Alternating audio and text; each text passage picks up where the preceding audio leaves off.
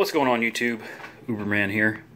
So, as I said, I was going to go get a 20-gallon. I was going to get one for like 60 bucks. This one was 120. This has got a lot more stuff with it. Not that much of it is important, but it's got a really good filter. I'm not a big fan of the hanging filters. I prefer canister. But this is a small tank, so I think that's going to be plenty. And it's got a bio wheel, which is really important, especially for cichlids. They're very particular about pH and nitrates and nitrites and everything. So I think that bio wheel is really going to help. It's got a heater. It's got the little thermometer thing. And at Walmart, you got to like buy all that stuff separately with their tanks. So, and it's got the LED day night, so it'll kind of match what I've got. Also, to assist with pH, this is the sand that I use from PetSmart. It's normally $27.99 for a 20-pound bag. I got it for $19.99 per 20-pound bag. So I got 40 pounds of sand. I got to go clean this out thoroughly, or the tank's going to be really cloudy. And I mean, it'll be really cloudy, so I definitely got to clean that out. This is really good substrate right here. Really good stuff. I'm very happy with it. And the Maud's doing good. She's back to eating and having a good time. In the near future, I'll be doing some updates, seeing as I've got all these fry now, and there's probably going to be more to come. I'm going to get rid, I think, of all these plants and these little ornaments. I think I'm going to ditch all that. I'm going to go with rock and give them some places to breed. There's some that I found made by a company I think called MF. It's kind of pricey, but I'm going to put a lot of like breeding hole huts in here, little caves that they can, you know, make their own and breed in. And then over here is the temporary setup that I'm going to get cleaned up and switched over, get the 20-gallon over here. So this should be a lot of fun trying to catch all these little guys. But anyway, here all these little guys are, and I mean, there's a lot of them. There's a lot. Let's see if I can cut the air supply off real quick so you can actually.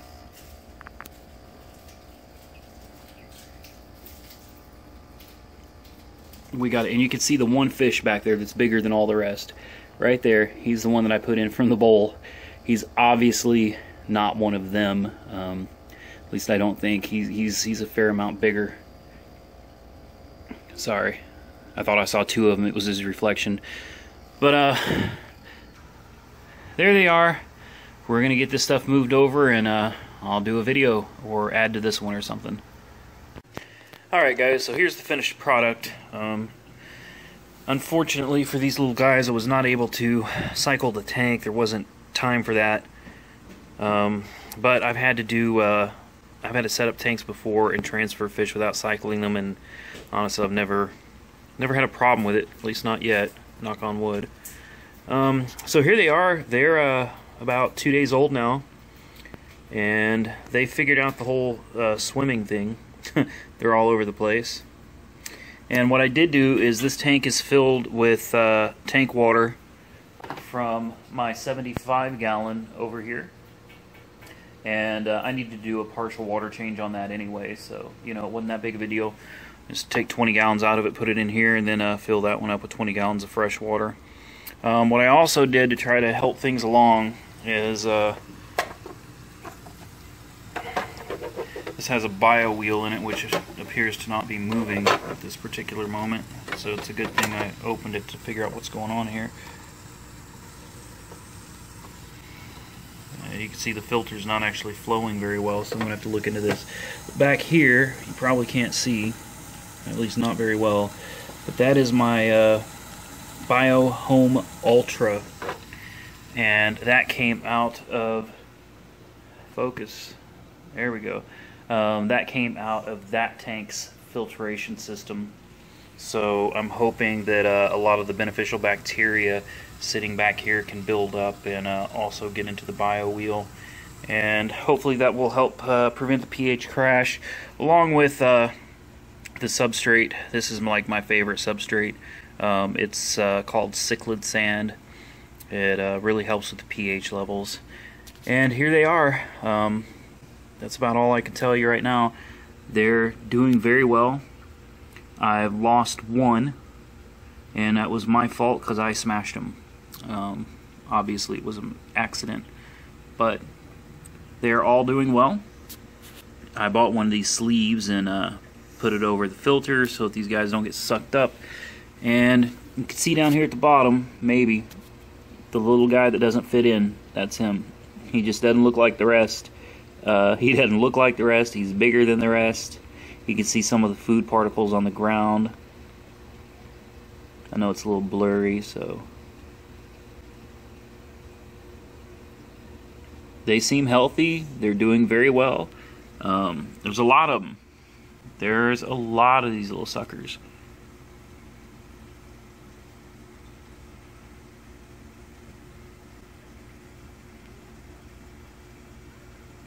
Now, I've tried some different things as far as feeding them, and they don't seem to like fish flakes.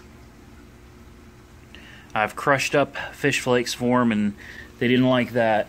I didn't see any of them even try to eat it, so I came up with another idea. I ordered some food for them. I could have gone out and bought it, but I'm lazy, so I just ordered it, and it'll be here soon. But they love this. And I feed my fish 3 different foods at the same time, usually once a day. I'll go ahead and pull them out and show you what we're working with here. So I always start with this. My fish love this stuff. They do. I break it up into a little bit smaller pieces to make it easier for them to eat up. But they absolutely eat the crap out of this. Next thing, these pellets. They love these pellets too. And then what I'll do is I'll put these in first, and I'll give them quite a bit of it. Then when they finish it all, which is usually within a few minutes or so, we'll go with some pellets. And then when they eat all of that, I put in some flakes.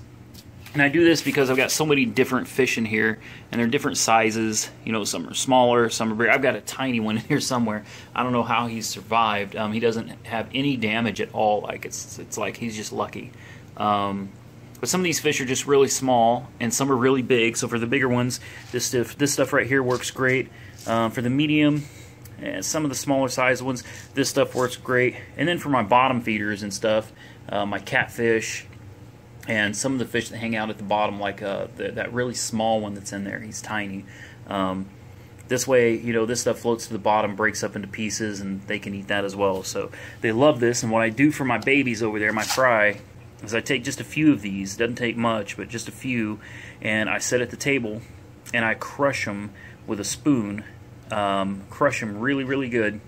Then I mix it up and crush it again, mix it up, crush it again. Then I take a razor blade and chop it like, well, anyway, I sit there with the razor blade, chop it, chop it, chop it, chop it for a while until it's in like teeny tiny pieces, and then put it into the fish tank with the babies, and I watched it snow, basically. It looked like it was snowing in there, and they loved it. They ate like I was really, really happy to see them all eating. As you can see, these guys are doing really well. They're very happy. That one back there, I keep getting worried about him. He sits in those bubbles like all day, every day. That's all he does. And I thought he was sick, but I'm telling you, he's been doing this for months, and he's fine. And he'll come out and he'll chase some fish around, and he eats, obviously, but he just seems to really enjoy the bubbles. So maybe he's not actually sick. He's just different. He enjoys playing in the bubbles. Take one last look at the fry, and then I'll fix this filter and figure out what's going on with it. And like I said, guys, I will be doing a video once a week, and I'll upload it every month so that you can see weekly how they're progressing at the end of every month. Alright, guys, thanks for the comments. Be safe out there.